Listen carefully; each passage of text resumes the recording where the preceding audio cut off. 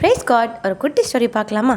ஒரு running competition நடக்குது. அதில் உள்ள ரன்னர் என்னவா நினச்சிருப்பாரு? அவருடைய கோல் என்னவா இருக்கும்? நிச்சயமா அவருடைய குறிக்கோள் இதில் ஜெயிச்சு அந்த மெடலை வாங்கிட்டு போகணும் தான் இருக்கும். இதே காரியத்தை அப்போஸ்தலனாகிய பவுல் 1 கொரிந்தியர் 9:24-25 சொல்கிறாரு. பந்தய சாலையில் ஓடுகிறவர்கள் எல்லாரும் ஓடுவார்கள், ஆகினும் ஒருவனே பந்தயத்தை பெறுவான் என்று அறியீர்களா? நீங்கள் பெற்றுக்கொள்ளத்தக்கதாக ஓடுங்கள். பந்தயத்திற்கு போராடுகிற யாவரும் எல்லாவற்றிலேயும் இச்சையடக்கமாய் இருப்பார்கள். அவர்கள் அழிவுள்ள கிரீடத்தை பெறும்படிக்கு அப்படி செய்கிறார்கள். நாமும் அழிவில்லாத கிரீடத்தை பெறும்படிக்கு அப்படி செய்கிறோம். மிகவும் தெரிந்தவனான அப்போஸ்தலனாகிய பவுலுக்கே இவ்வளவாக ஆண்டவர் அறிவையும் ஆற்றலையும் கொடுத்தாலும் பவுல் ஆண்டவரை விட்டு எங்கேயும் போகாம அவர் கொடுத்த அந்த அழைப்பின் பயணத்தையே தொடர்ந்து போகிறாருன்னு பிலிப்பியர் 3:14 கிறிஸ்து இயேசுவுக்குள் தேவன் அழைத்த பரம அழைப்பின் பந்தய பொருளுக்காக இலக்கை நோக்கி தொடர்கிறேன் என்று சொன்னாருங்க. பவுலை போன்று தீமையான உலகத்தை வெறுத்து ஆண்டவர் கொடுத்த பரம அழைப்பிற்காகவும் கடைசியில் அவர் சூட்ட போகிற கிரீடத்திற்காகவும் காத்திருங்கள். God bless you.